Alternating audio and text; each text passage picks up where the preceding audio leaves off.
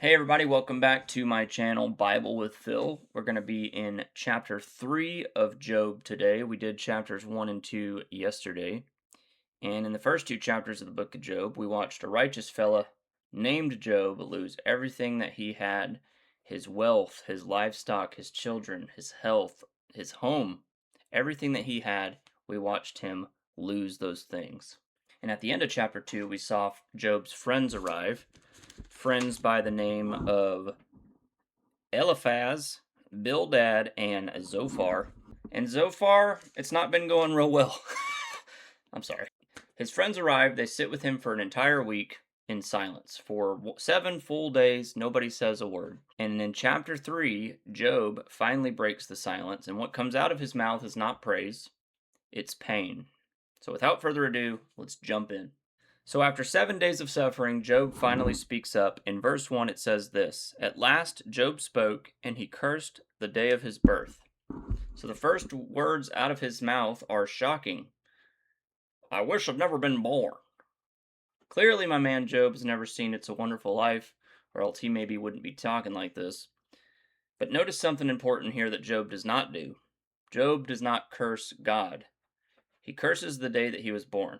In other words, Job is saying what many people who have been in hurting situations have felt at some point in their life: I wish I never existed. Job begins describing the day of his birth as something that should have been erased from history. He says in verse 3, Let the day of my birth be erased, and the night that I was conceived. Let that day be turned to darkness. Let it be lost even to God on high, and let no light shine on it. So he imagines the day that he was born as being swallowed by darkness. He wishes the night that his life began had never happened. Now you might be thinking to yourself, whoa, Job, I know you're going through a lot here, but you're being a little bit dramatic. But I think the reality is that this is real grief speaking. My man Job has just buried 10 children. He's got painful sores all over his body. His entire world is collapsing around him. And now his heart is asking the question that many people who have suffered have asked: why? Why is this happening to me? So Job asks a series of painful questions. Starting in verse 11, it says, Why wasn't I born dead? Why didn't I die as I came from the womb? Why was I laid on my mother's lap? Why did she nurse me at her breasts? Had I died at birth, I would now be at peace. I would be asleep and at rest. Why? Why? Why?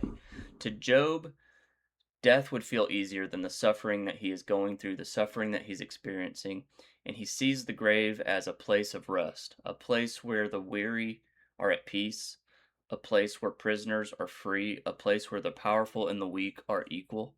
And for Job, death seems like the only real escape from the pain that he's experiencing, the pain that he's going through. And towards the end of the chapter, Job describes what life feels like to him in this moment. In verse 25, it says, What I've always feared has happened to me. What I dreaded has come true. I have no peace, no quietness. I have no rest. Only trouble comes.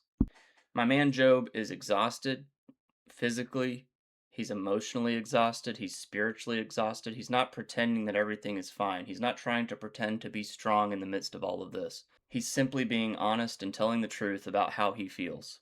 But one of the most powerful things about Job chapter 3 is that God allowed it to be a part of the Bible. God allowed it to be included in Scripture. And I think that means something important: that God is not scared or afraid of our honest emotions. Job is clearly grieving. Job is overwhelmed. Job is confused. Yet his words are still preserved in the Bible. And I think it shows us something about faith that a lot of people sort of miss. Faith does not mean pretending that everything is okay. Sometimes faith means crying out to God in the middle of our hurt, in the middle of our confusion, in the middle of our grief. And I think there's some important life lessons in Job chapter 3. The first thing is that faithful people are still going to experience deep pain, deep hurt. Job, in the earlier chapters, was described as a man of integrity who stayed away from evil. He was described as blameless and upright, yet he still experienced this overwhelming suffering. So I think it's important for us to know that faith does not make us immune to grief. Even the most devoted believers can face these moments where life seems overwhelming and unbearable. The second thing is that God allows honest feedback, honest feelings to be voiced. Job here did not try to hide his feelings, he brought them out into the open. And the Bible is chock full of people who cried out to God in moments of pain, including those writers in the book of Psalms. There's an entire book of the Bible called Lamentations. We haven't gotten there yet, but just the name Lamentations would indicate that there's probably some lamenting going on. And I think God would rather hear our honest cries than fake praise. Last thing that I saw in this chapter was really sort of a rollover from the previous chapter, that before Job spoke, his friends sat with him in silence for 7 full days. And honestly, that might have been the most helpful thing that these guys did in the entire book. As you will see later, they don't stay silent, they don't continue that trend.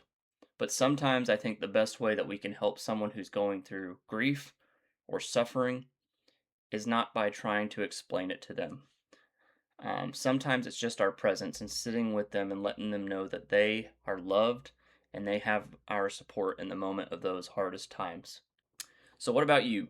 What about me? Have you ever had that moment where life hurt so much that you didn't have the words for it? Have you ever wondered why God would allow a season of grief or someone you love to be taken from you? Have you ever wondered why there's things that happen in your life that make absolutely no sense? I know I have. But I think the encouraging thing is that chapter 3 of Job reminds us that even the strongest believers will experience moments of deep despair. But it's important for us to know that the story is not finished. Job might feel like he's surrounded by darkness right now, but God is still writing his story. And if God can handle Job's honesty, then he can certainly handle ours. Because the same God who hears our cries in the valley is the one who brings restoration in the end. Won't he do it?